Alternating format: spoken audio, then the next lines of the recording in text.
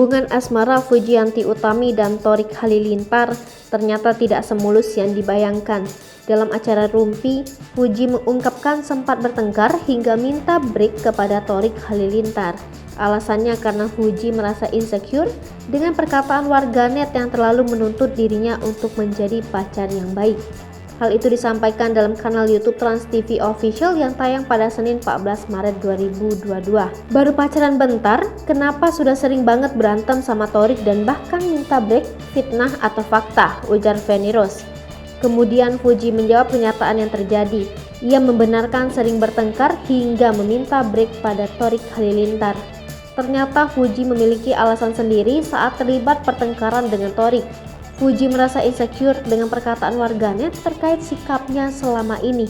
Lantas, Fuji merasa dirinya tidak pantas menjadi kekasih Thorik. Selama ini, Fuji telah antisipasi supaya tidak merasa insecure lagi. Fuji sengaja mematikan DM akun sosial medianya.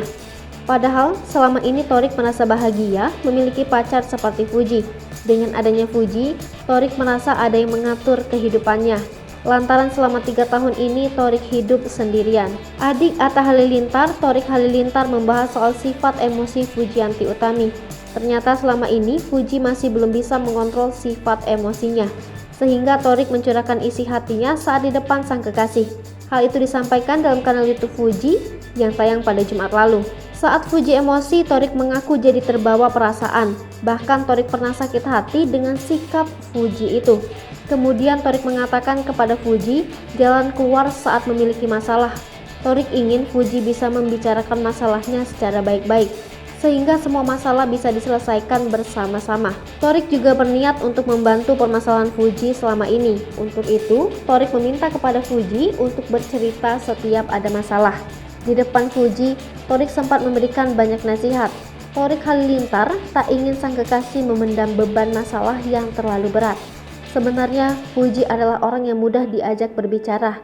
Hanya saja, Fuji enggan diganggu ketika sedang tidak enak hati atau bad mood. Tak hanya itu, Fuji juga tipe orang yang giat bekerja, sehingga saat ia sedang sibuk dengan pekerjaannya, tak akan bisa diganggu oleh siapapun.